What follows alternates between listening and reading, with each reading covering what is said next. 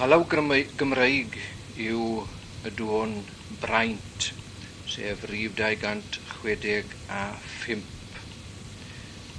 Mae'n dôn gadarn dda ac fe elwir y mesur yma yn fesur braint gan rai. Y geiriau wrth gwrs yw braint yw cael cymdeithas gyda'r saint 331.